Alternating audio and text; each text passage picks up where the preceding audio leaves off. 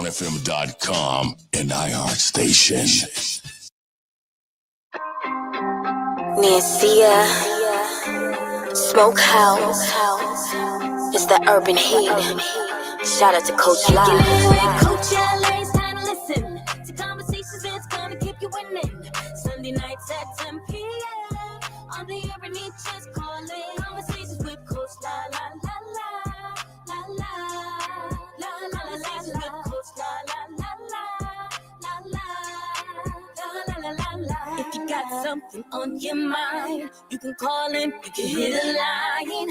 She the realest, ooh, she the realest. You can tap in, loud, or get a business to empower you so that you can do every and anything that you want to. Kicking it with Coach LA, it's time to listen to conversations that's gonna keep you winning. Sunday nights at 10 p.m. on the urban heat, just calling. Conversations with Coach La La La La La La La La La La with Coach La La La La La La La La La La La.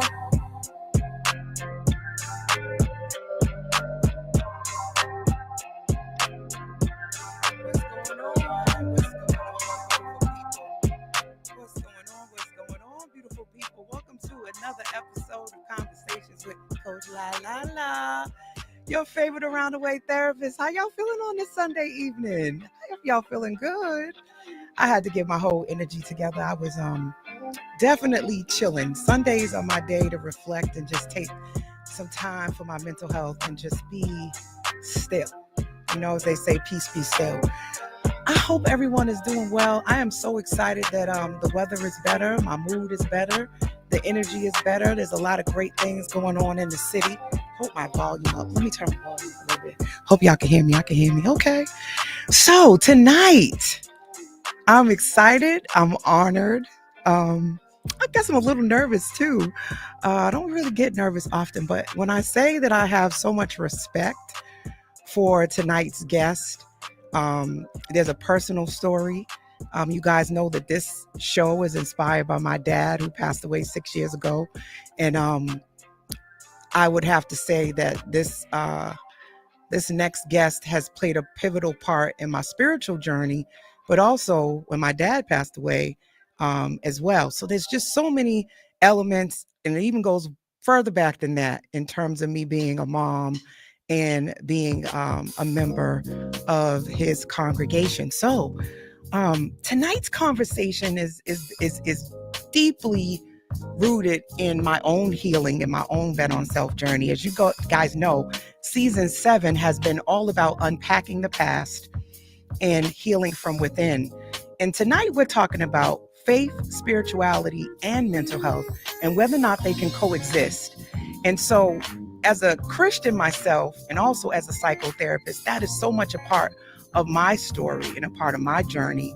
And then as the clients that I interact with grapple with spirituality, and grapple with faith, and grapple with grief, and they grapple with extending grace to themselves and to other people, I thought, what better way to end this first part of the series with a conversation about spirituality. And if you're a person of color, you know that Jesus and let's pray on it is just part of who we are. We always gonna pray, at least in my house. You know, we always are gonna seek guidance from the man upstairs. So I wanted to have this really important conversation because, you know, this show is all about debunking myths about stigma and about mental health. And for some people, they don't believe that, you know, you need a therapist. You can just go pray on it. So I had to bring this expert.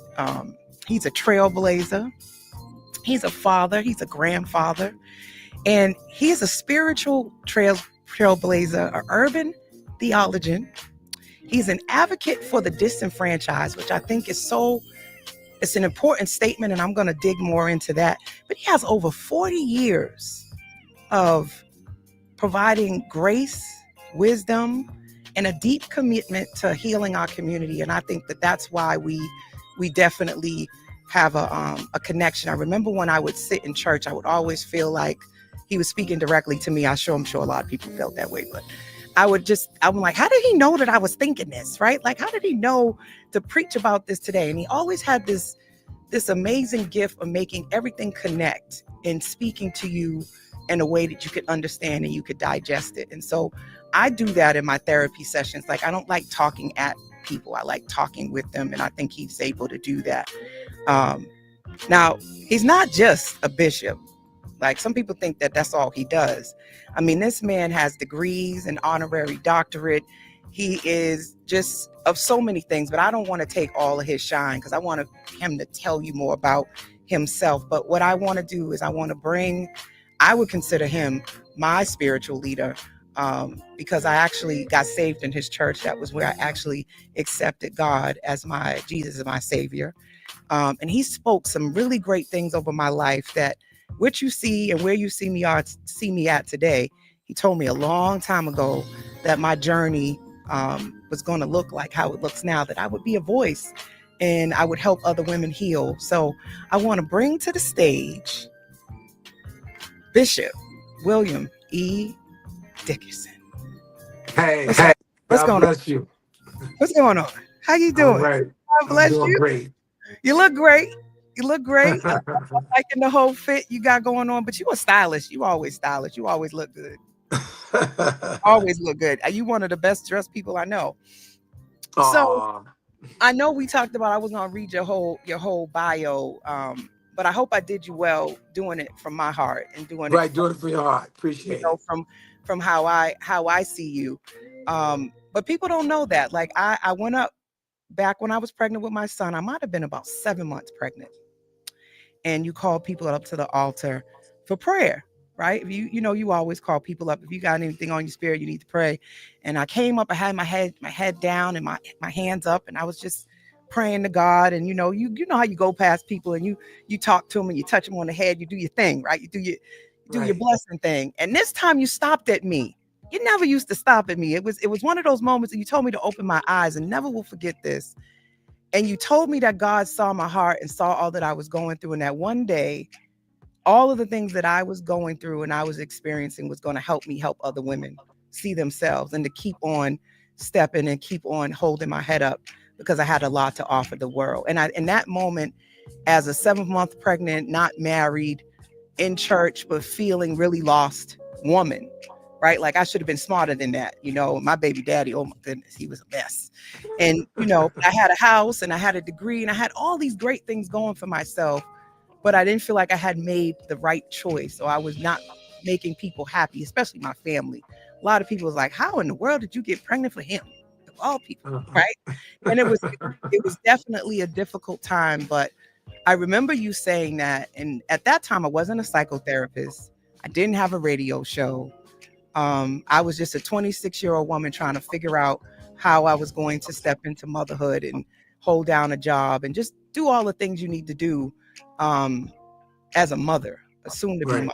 So this is a full circle moment for me to have you here. So I'm so honored. I'm so thankful, because so many things you said actually has come true. Another thing you said that stuck with me is that a lot of people just come to church, but church is not in them.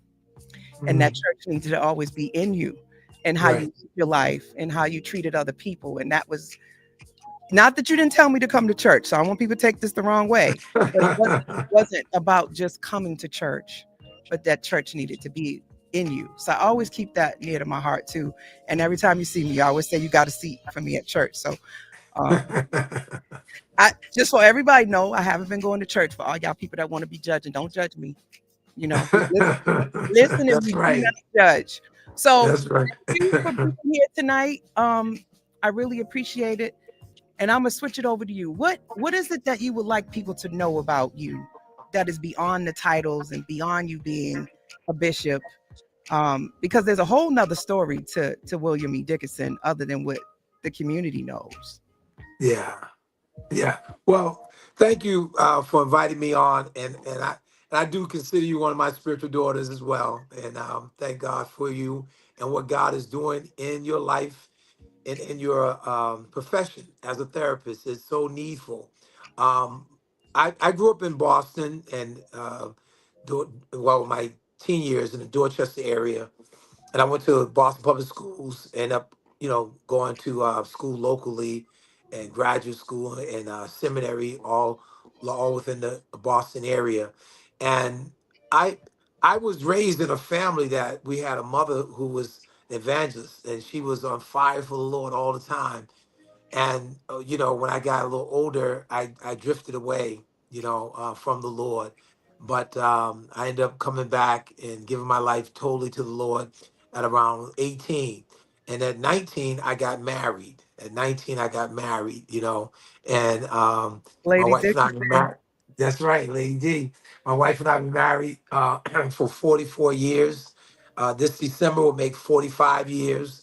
So I have three adult kids, and we have six grandkids, and so I grew up in a city, going through the challenges of a young black man, and trying this and trying that. But I don't look down on folk. My mother always had a ministry to those who are on the streets hanging out and whatnot. And I ended up doing the same thing, reaching out to those that are marginalized, economically marginalized because of their posture or their position in life. And we were taught not to look down on people. And so I still go into the prisons and go into courts and go before the parole board. I still do that, for guys and women who are coming out of incarceration to try to help steer them in the right direction. So there by the grace of God go I. So I'm interested in this conversation because sometimes people don't understand the intersection of faith and therapy, faith and counseling, faith and mental health, things of that sort. So it's good we can dive into that. Speaking of that, we often don't realize, and there can be judgment about spiritual leaders having a past. And I think one of the things I've always admired about you as a spiritual leader is that you've been very transparent about your walk and about life. And I think people need that to be able to be optimistic about change. And some of the Right. things we talk about in therapy is change. Like, people feel like once I do something, that means I'm stuck with that and that's who I am. And people will hold you to that too, almost like, well, that's what you used to do, so you will always be that way. Right, So right. thinking about that, when you think about your past and the struggles that went through and the triumphs, how have they helped or hindered you become the man that we see today? Well, I went through a time when I was, I would say rebelling against God, but I didn't know it. Just hanging out in the clubs when I was too young to be in the clubs, like 16, 17 years old. Smoking weed and drinking, and just being irresponsible, irresponsible in terms of my decisions and, just in terms of who I would go home with and, end up becoming a teen dad. Yeah, I'm a teen father. So the fact that I'm a teen dad, I've been able to talk to my kids about some of the choices I made and help them make the best choices in life, so I don't act as if, I just woke up on the right side of Jesus this morning. and, Hmm. and I let them know some of the mistakes of my past and they can figure it out. They can add and subtract and all that stuff. So so why not share with them, some of the best practices that they can implement, which I should have at my young age, Hmm. Yeah. I think we forget, and I often tell parents this, we forget our walk. Like, we Right. get to this place of maturity um, as adults, and we forget what it was like to be young, right? And now Right. we have all this wisdom and we have all this hindsight, and we can be kind of hard on our kids that, Yeah. they're going to do some of the same stuff we did. Even if we teach them everything, they still got their journey and their mistakes that they have to make. That's Um, right. so thinking about what tonight's conversation is about, right? Like, the question I posed on my social media was, can faith and therapy, can church and therapy, can they coexist? And we talked a Hmm. little bit offline about this idea of, I'm just going to pray on it. Yeah. As a community, as a Black community, especially, it wasn't advocated to have a therapist. Often what you would hear people say is, I'm not going to talk to no therapist. I'm just going to take my problems to Jesus. I'm just going to pray on it, which still comes up now for a lot of my millennials that come into therapy and have older parents. They don't buy into you needing a therapist at all. Right. So what is Right. some of your take on that concept of just praying on it? And Well, I think you can't use prayer as a scapegoat. Yes, you use prayer as a place of empowerment. And when we go to the Lord in prayer, the Lord will tell us what we need to do regarding our mental health. Okay, when we think about your physical hygiene.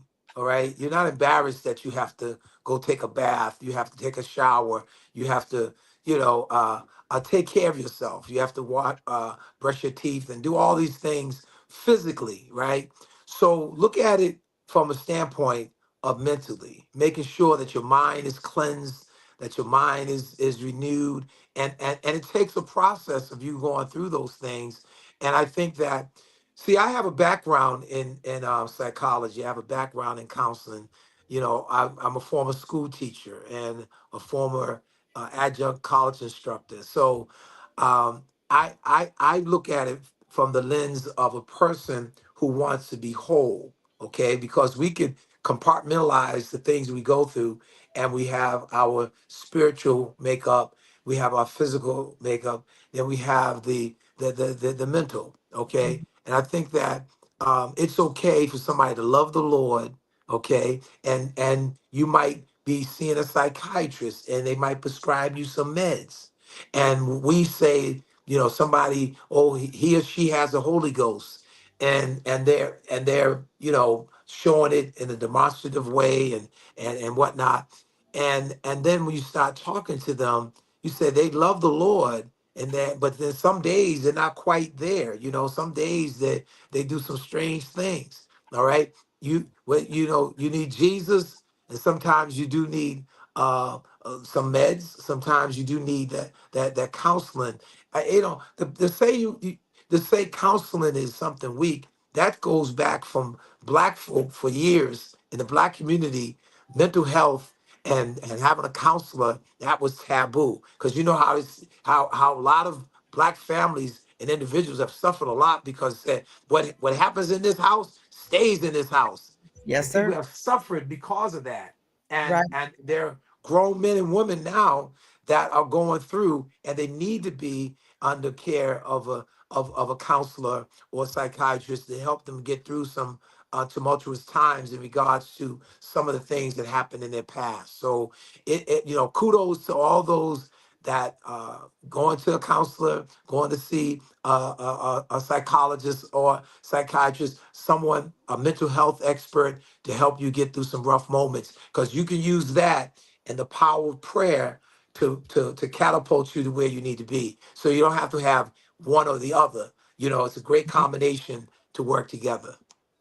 I agree. And one of the things that comes up, and we talked about this too, is the idea of faith, right? And so if you have faith and you believe in Jesus, you believe in God, you believe that all things will work out and God is good, but things are not always going good, right? Like life is Right. lifing, and a lot of people do the why me, or feel like if I've done all these good things in my life, I shouldn't have any bad things happen to me.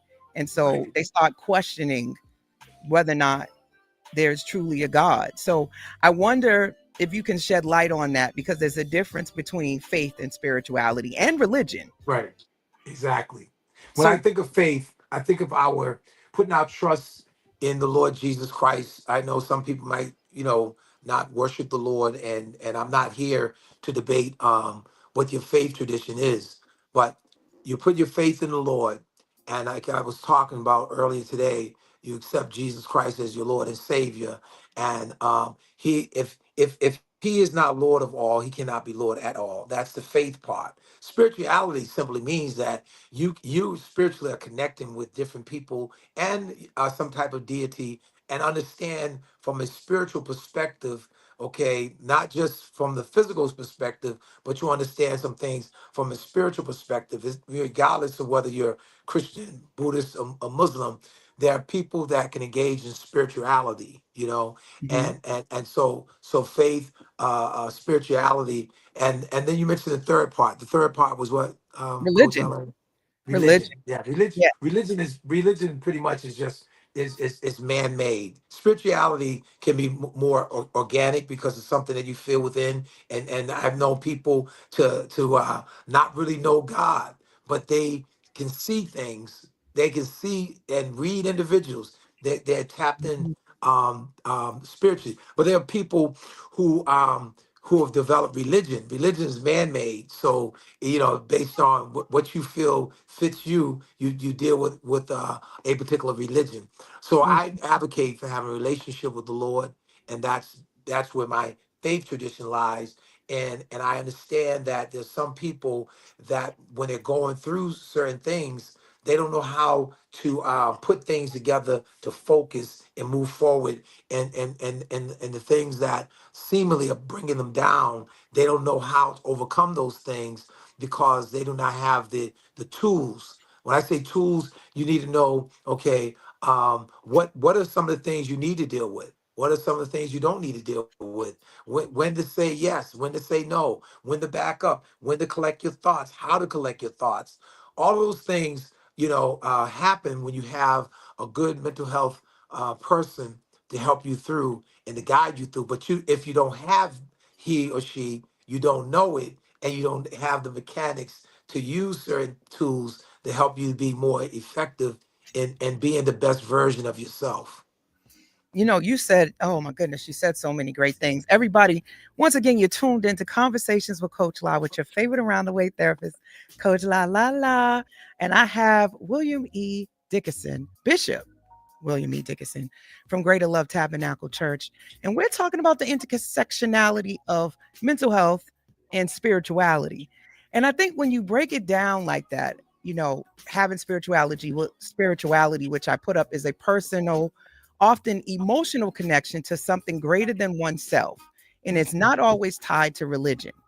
So Right, I think when we talk about religion, a lot of people um, get uncomfortable because what they're doing is they're debunking the man-made side of the doctrine of different religions and different ways to honor religious codes, rules, and systems, right? Which we right. know, since it's man-made, there's always going to be some Some uh flaws. some flaws, some discrepancies. But Right. spirituality, on the other hand, is more like your energy, and we're all energy. We all got a Mhm. vibe, right? And Right. I think when you said that time that church needs to be in you, I kind of felt like spirituality. And when I really think about it and I kind of go back and reflect, spirituality needs to be in you, right? You Hmm. need to be someone who wants to be kind, to show grace, um, Right. to live your life the way you want other people to live their lives. I think once you get to this place of self-awareness that you want to be a good person inside and out, I think it makes everything else a lot easier, right? If That's people true. focused on them and how they show up and how they think and what they do, I think the world wouldn't be so judgmental. And you said that too.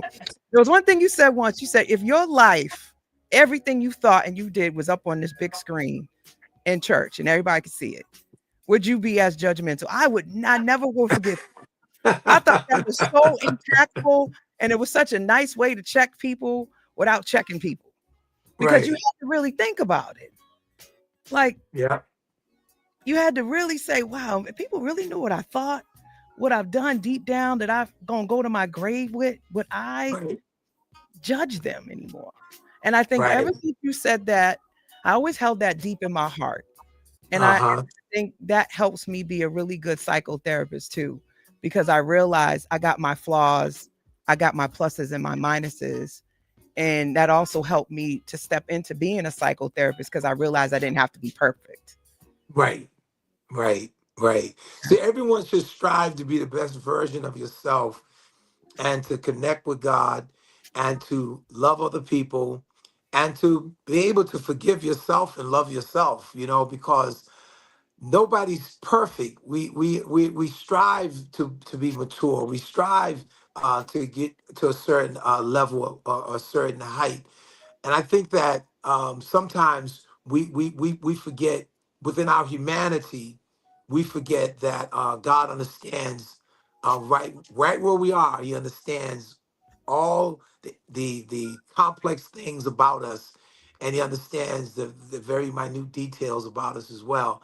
And we're fearfully and wonderfully made. And if you don't think that you are special, then people can treat you any kind of way, Mhm. because you don't think that much of your own self.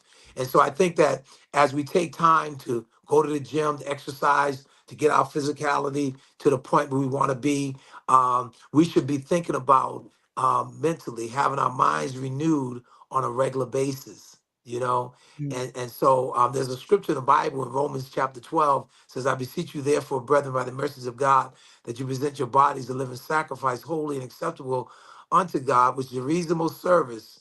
And be not conformed any longer to the patterns of this world, but be transformed by the renewing of your mind, that you may prove what is that good, acceptable, and perfect will of God.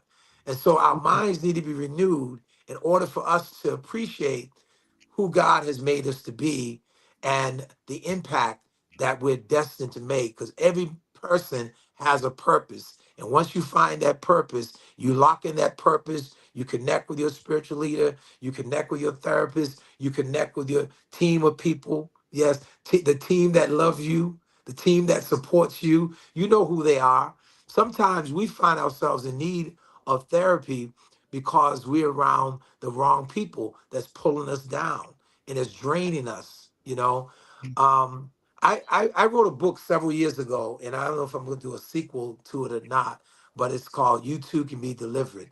And this Mhm. particular book right here, this book has a lot of stories of people that God has used me to minister to, but also it has a story of my mother. My mother lost her mind when she was oh my Lord, uh, what's going on? I'm You so just sorry. you turned your camera off. I I can still know. hear you though.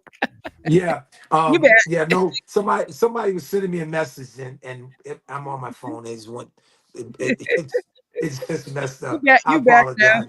I apologize. So anyway, my mother, she lost her mind when she was younger, like a late 20s, and she was institutionalized. But she made a promise to God, if you give me back my children, bring me back to my right mind, I'll serve you to the day I die. And that's what she did.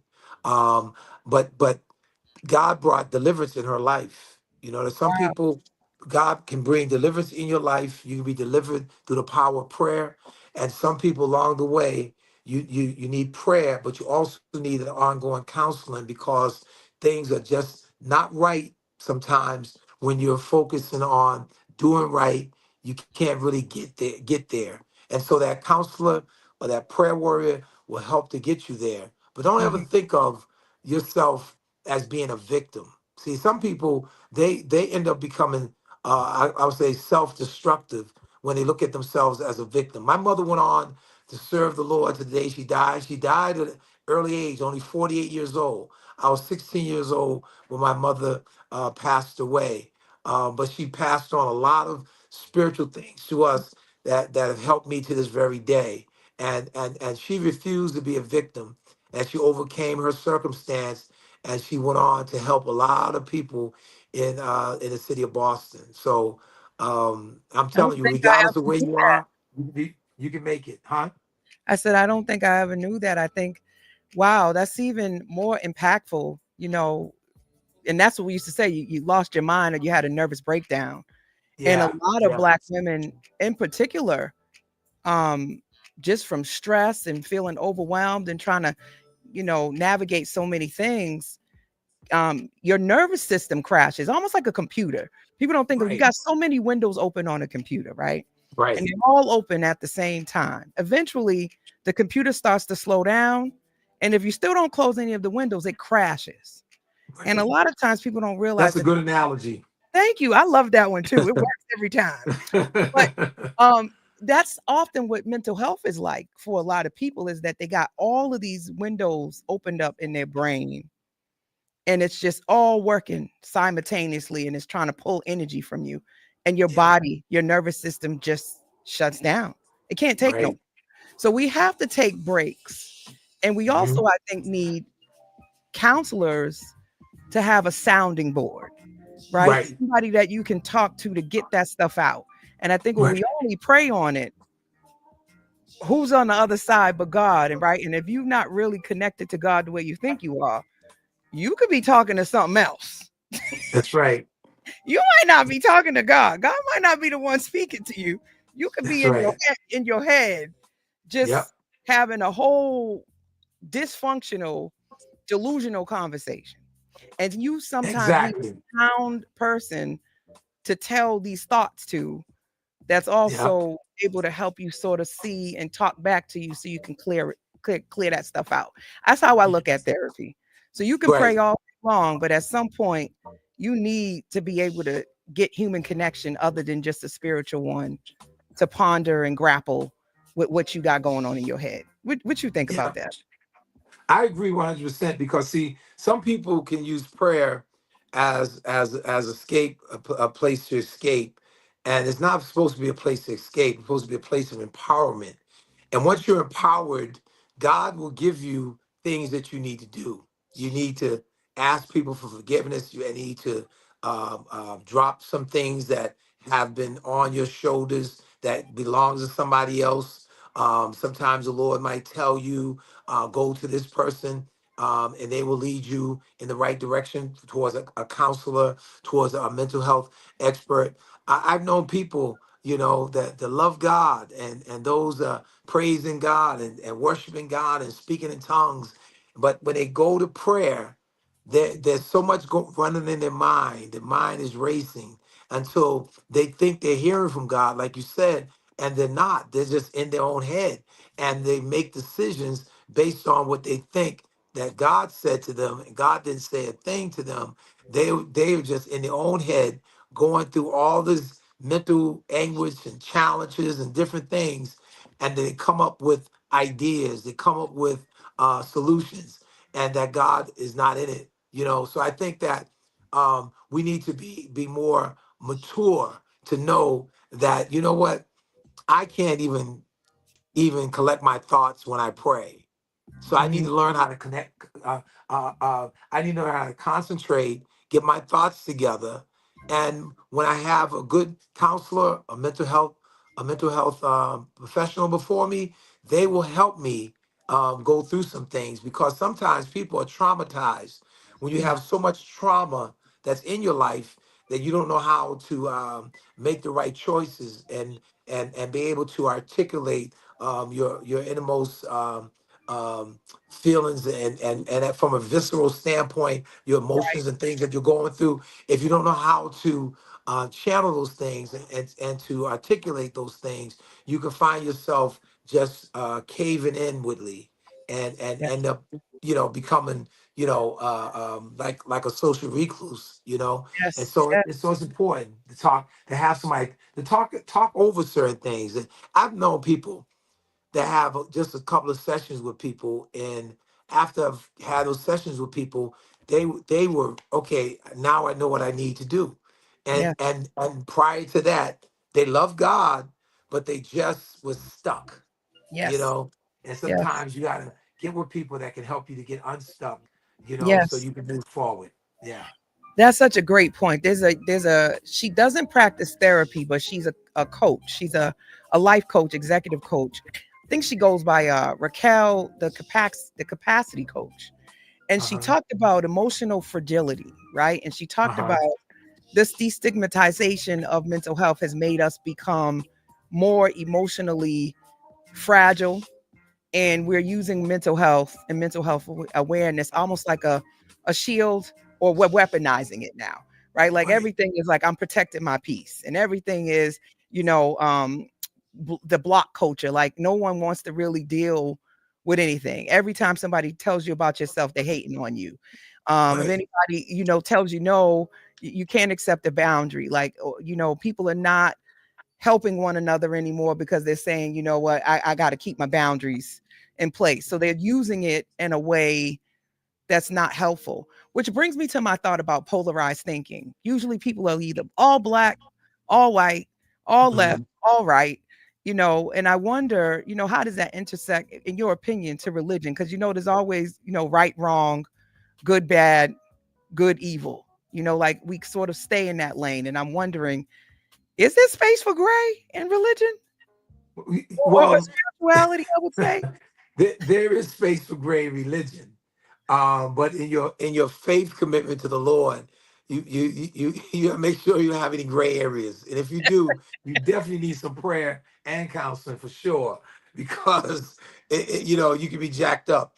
I think sometimes when we are dealing with polarizing thoughts, and we can't focus on certain things, and we start to look at life as if it's just from a certain people have access to peace, like from an esoteric sense. It's only meant for a few to have a certain peace, and I'll never have the peace, and I'll never, and then we revert back to the devil did this, and the devil said that, the devil, and so we find ourselves always blaming things on the devil, that he might not have anything to do with it. It's just our poor decisions, or we're saying God said and God did, and we don't have a balance. I think that striking the balance in terms of mental health, in terms of the intersectionality of faith and religion, you have to be able to know what you believe, why you believe, and you have to be able to put yourself in the right position to win. When I say that, you have yourself a person who you can trust, that you can confide in, as whether it's your spiritual leader, or whether it's a confidant, and you have that professional person, that's that health counselor, that's that psychologist or psychiatrist, and then you look at some of the decisions you have to make from a religious standpoint. And sometimes we get caught up in labels. We label things so much until we can lose ourselves. So the basic thing is finding a balance and being able to move forward in a godly and productive manner, and understand who you are as a person, so that you can make the necessary changes to go forward, and not blame everything on that, like the devil made me do it, so to speak. We said that, you said that earlier, like sometimes we can think that God's talking to us. I mean, we got serial killers that say God told them to do it, right? So Mhm. we got to be mindful that people can use religious doctrine to weaponize and make excuses for poor decisions and just not being a good person, right? So i think No, i that's think that right. that's a really good point in terms of having balance. And I always ask people, well, who are you? Like, who do you want to be, despite and outside of what people have said you are, or you are supposed to be? Like, what do you say? What do you want? What do you Right. think? Right? Right. So That there was a that's thing. powerful. That's powerful. There Thank was a you. book. There's a book we had to read, a real small book, um, in seminary years ago. I'm talking about back in may have been the late '80s. It was titled. It was titled. Um, why why are why are you afraid to tell me who you are? All right. Mm, hmm. Okay. You What happened? You reading a message, Bishop? um, I see you. You're. I don't Oh, know I'm if I don't sending. know. You hear I can me, see you. I Coach can LA? see. Yep, I can see you and I can hear you. I can see you and I can hear you. Can you see yourself? Hello. Uh oh. Did we leave? Did we lose you? Hello. Well, There you go. I think sometimes we're afraid to tell people who we really are, because we don't want to be rejected. You know, and sometimes people will reject us when they can't handle the level of truth or transparency that we want to share with them. And so I apologize. Hope it's not my end that's causing this. No, we can hear you. I can hear you. I can hear Okay, you. you're I you're can hear back. You can hear me. Okay, I can hear you. okay. You good. Just Yeah, keep talking. I can hear no, you. just keep talking. Okay, Yep, yep. yeah. I It's lost probably I lost your visual. I lost you as you yeah, probably are yes. getting a delay. Yeah. Internet, Okay. the Wi-Fi Yeah. is trying to act up. Listen, Yeah. listen now, spiritual guys, you need to leave our Wi-Fi alone. So I wanted to So bring up this yeah, go ahead. concept about faith without works is dead. Okay. You heard me? Yeah, faith without works is dead. Yes. Uh-huh. Yeah. Right. So I was looking this up and it was saying that it was it's a core concept in Christianity. Hmm. And it's particularly found in the book of James, which I know you're more, versed in this than me, but it emphasizes that true faith is not merely a belief or intellectual assent, but must be manifested in tangible actions and good deeds. Right. Right. That's true. And Yeah. and so it got me to really thinking about this idea of folks just wanting to pray on it. Hmm. And then just thinking that if they just pray on something, all will just magically happen, right? Versus Right. you prayed on it and it said, you know what, you need to go to church or you need to read a book or you need to go to therapy, but you go, that ain't what I'm supposed to do. Right. I ain't supposed to do that. I ain't gonna do that. Even if it's like gnawing at you, right? And you get the idea in your head, you say you don't want to do it. And I wonder why people will reject doing something that could potentially help them grow or be positive, but will go do a bunch of bull crap stuff that they know it ain't good for them, and get that little voice to say you shouldn't do that. And they'll go, oh, no, it'll probably work out. Like, why do you think psychologically? I'm like, all of us most times get that little voice that says we shouldn't do something. And we'll go ahead and hit the gas on something like that. But then something Well, positive, we'll sit here and talk ourselves out and be like, I ain't gonna go say nothing to that person. I'm not gonna go. You just and you operate from fear. That's what I think. fear. Fear. Yeah. Fear can hold you back. Fear can hold you back, but then a sense of wanting to be in control, you make the decisions, and I'm going to do this, I'm going to do that. And I think that you have to understand that when you're fearful of something, it's not going to bring out the best in you. And when you say you have faith, your faith should be manifesting some things in your life. So you just don't say you have faith. The faith should be based on a doing theology that I'm have a relationship with God, understand Him, and I'm moving forward in the right direction, and I'm doing some things that's relative to me saying that I have faith. I'm manifesting some things in regards to me having faith because you don't want to just talk about it, you want to be about it. And once you find yourself doing some things that's enhancing you as a person, that's moving you in the right direction, you're gonna find yourself being more powerful and more effective in your journey in life and your walk with God. Yes, I agree. So I found this statistic, right, from the Pew Research Center that said that 75% of people will turn to a religious leader before a mental health professional, which is another reason why I wanted you on the show. Is I think that the synergy and the intersection between both uh, mental health and religion needs to sort of happen, right? Like we need to stop being black and white because so many people are going to therapy, going to church, or going to religious leaders, and it's still not enough because there is still an increase of people with mental health conditions, breakdowns, suicide, all of these things. So we Well, got to see, kind of somehow bring these two things together to be able to heal our community. see, the problem is when you go to a spiritual leader who does not have the educational background in psychology, mental health, and psychiatry, things of that sort. But when you go to a spiritual leader that is a legitimate person that has that background, they can help you. But sometimes we bypass that mental health professional because we don't want to be looked upon as having a mental health problem. You know, mental health is not a problem. Mental health is a part of your humanity. As you, like I said before, as you clean your physical body, you have to clean your mind. Okay. And you can't listen, some places like on your back, you need somebody to help you get there. You know, you get a scrubber so get you. So in terms of in here, you need somebody to help you get in here because there's places in here that you can't get by yourself.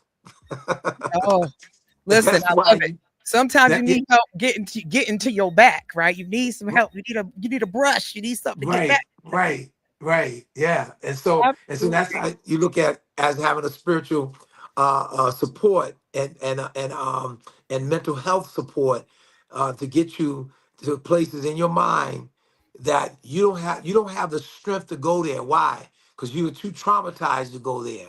But if I can take you by the hand and lead you into those dark moments and dark places in the inner recesses of your mind, then I can help you to deal with some of that stuff, and you're not angry all the time, mad at your coworkers, mad at your supervisors, angry all the time.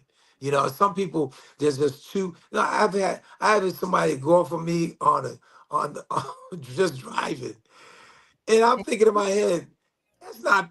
I didn't do anything. Like I have not been around them long enough for them to be that upset. Yes. It's just You certain know, things, unresolved issues. and this, and I talked about this throughout this series about generational dysfunction and cycles and learned behaviors, right? And the National Alliance of Mental Illness says that 1 in 5 U.S. adults experience a mental illness each year. So this is a real thing, right? Because as Right, Bishop just said, we have for so long separated mental health from physical health instead of it being holistic. Your right, brain is a part of your body. And right, like I gave the analogy earlier today, if you think about your brain like a computer and you got all of these different windows open and you never take a moment to close them and to reset, to practice self-care, to pray, to, speak, do therapy and all of these things, eventually your nervous system, just like a computer, will crash, that's right? right, You are going to have a breakdown. If you don't do it, it will manually shut down itself, right? And so right, you have to be able to step back, reflect, get out of your own head, process your thoughts, feelings, and emotions. But I think the real big one that I want us to touch on before we go into the bet on self moments and journey is this reality that life is life in. mm-hmm, And for a lot of people, what they grapple with the most is that bad things are happening to them or people right, around them. They're dealing with trauma, they're dealing with mm-hmm, grief. And we talked about this idea of forgiveness because some things are just hard to forgive, right? They're right, hurtful, like especially with so much of the, death and murder in our community and people's, young people are getting killed. That's a hard thing to grapple with and to sort of not have your mental health be impacted. And people are really heavy hearted. What do you say to that? Because I know people come to church on Sunday and they praying every week and they still just they're hurting. right, right. So I think that sometimes the church tell people to forgive too soon, and it's forgiveness is a process. It doesn't happen overnight, and sometimes I think we make people feel bad, but forgiveness is real. It's something that we have to decide for ourselves, but we have to do it in concert with a pastor, a clergy person, a mental health professional. Somebody's going to help us to get in and dig deep in some of the issues that we have to deal with, because some people that we have to forgive still doing well in life, and you think that they should not be doing well in life because you think that they're such a bad person. And some people we have to give forgive are dead, and so I think that we have to look at it as a process. I remember somebody telling someone whose loved one was murdered, oh, just forgive him, it's going to be all right. And I said, oh, don't say that. Don't say just forgive them. It's going to be all right. That was the wrong time. In Mhm. time, they have to learn how to let things go, because the forgiveness part is that when I harbor this resentment and hatred towards someone who wronged me or wronged my loved one, then if I don't let that resentment go, it might end up hurting me. I might do something that's detrimental to myself. And I've known people to be so angry with other people until they hurt themselves. And that's what the forgiveness part is about. When people say forgiveness is more about you than the other person, it doesn't sound right, you know. But Mhm. but the truism in it is that there are people that have self-destructed over their lack of letting go some of this anger and resentment. That's what it is, anger, resentment. But the forgiveness piece, like I said, it's a process, and we got to learn how to take people through that process as opposed to telling them, "Oh, it's going to be all right." You know, Yeah, that's not fair. it's a tough one, Yeah. because everything you said resonates. That I've come to this place, and it's controversial what I'm going to say, Uh-huh. because I think that often the forgiveness or the lack thereof is what keeps people stuck, Mhm. and they can't move forward. So I started Uh-huh. saying to people, it's your choice to offer forgiveness. But just Uh-huh. because you don't forgive that person doesn't mean that you can't still live your life. It doesn't mean that you have to have apathy. It doesn't mean that you have to hold on to anger.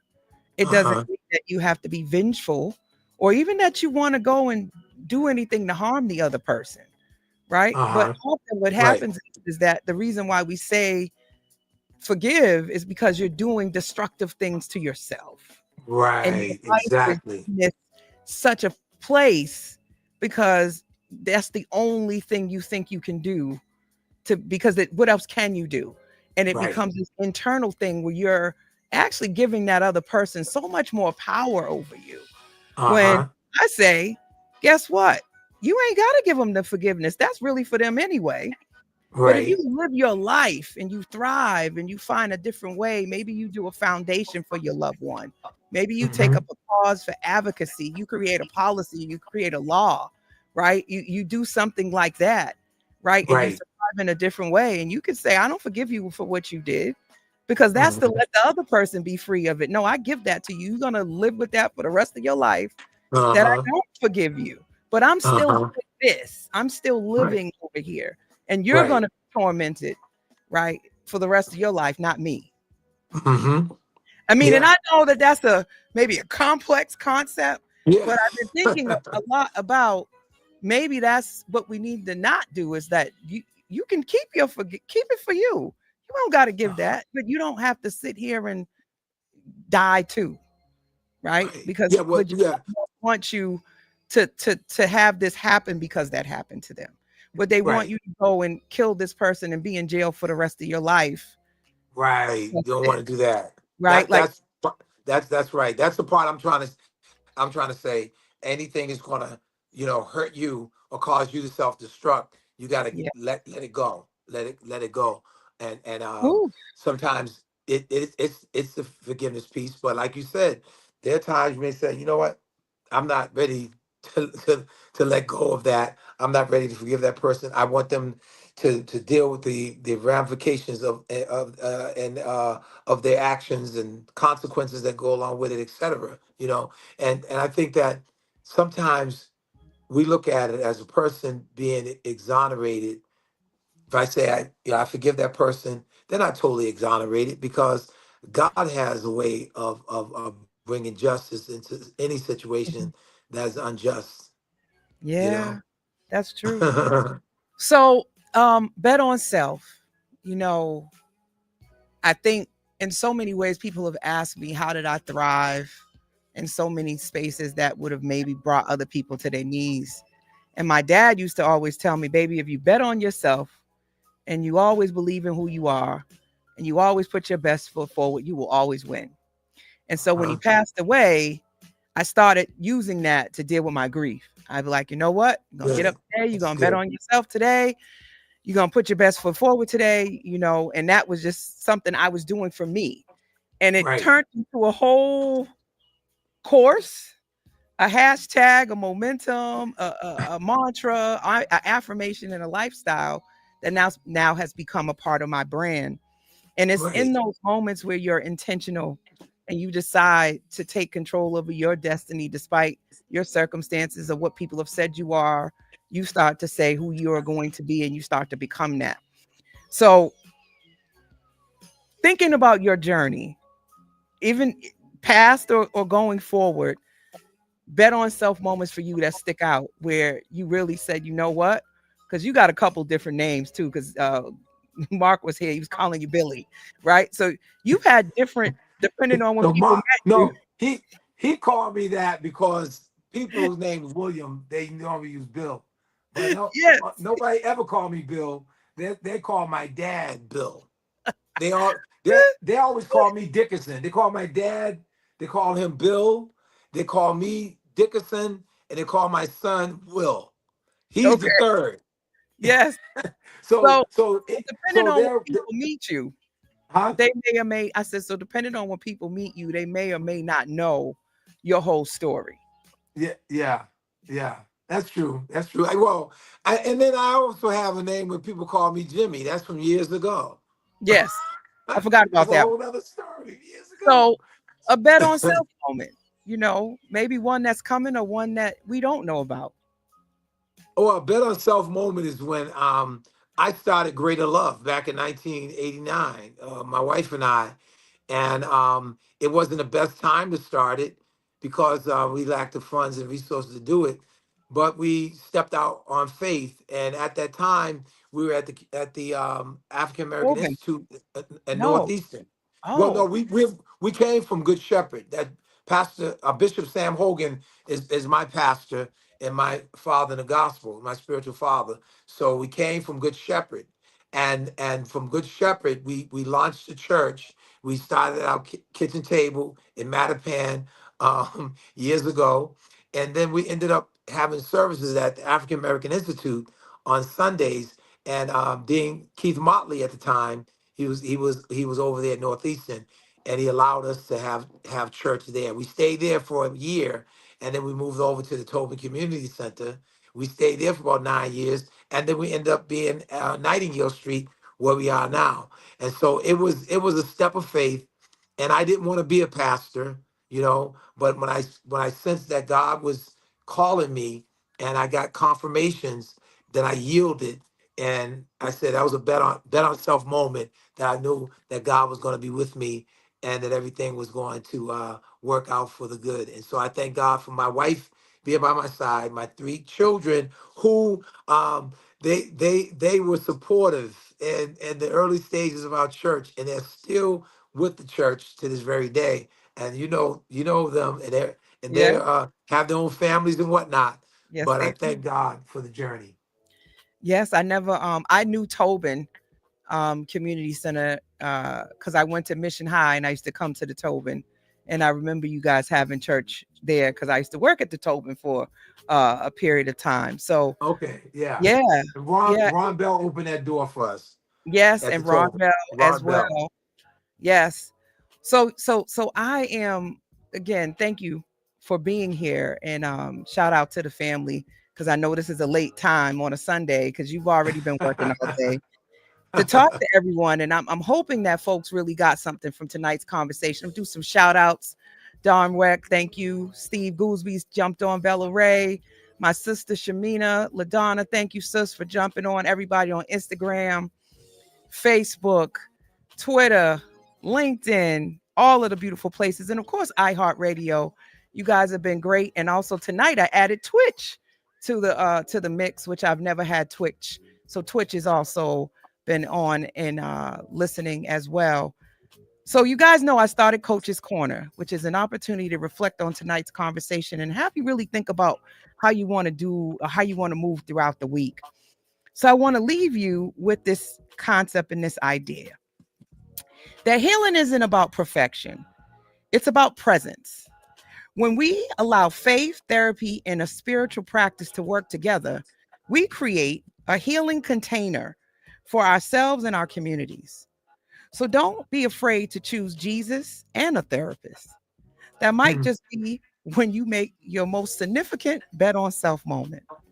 So I want to thank you, Bishop Dickerson, for coming and joining me on the virtual couch. And God bless you. Continue the amazing work that you do. And I know you got a seat for me right there in the front pew. So I have to make my way make my way back over to Street. You guys can attend Greater Love Tabernacle Church every Sunday. They got an 8 a.m. service Well, no, Aaron, 10 a.m. After the pandemic, we end up oh, going it's just to 10 now? 10 a.m. Just Yeah, 10 and then we have a.m. Wednesday nights at 7 p.m. That's and 101 Wednesday. Nightingale Street, Dorchester. 101 Nightingale Street, Dorchester. Greater Love Tabernacle. And the doors are always open. So make sure you go if you're looking for a church home. It's a good place to be. Really good, solid people over there. And thank you, Bishop Dickerson. You're so welcome, and I'm glad that I was able to be on, and thank God for each one of you all. Thank God for this radio station, Urban Heat, and all those that work together to make it happen. Yes, And I love my Urban Heat family. Yeah, thumbs up to Mark and Steve and all the guys there. And this is Absolutely. the same station that Jonathan's on, right? Yes, Jonathan is here too. That's With my the man. cookout. Yep, he's Yeah. here every Uncle, Monday Uncle through Friday. JG. Yes. Yeah. Yes. All right. So good night, everyone. Thank you again for joining us on the virtual couch. God bless. Media. Deuces. And beyond. Heat981fm.com and iHeart Station.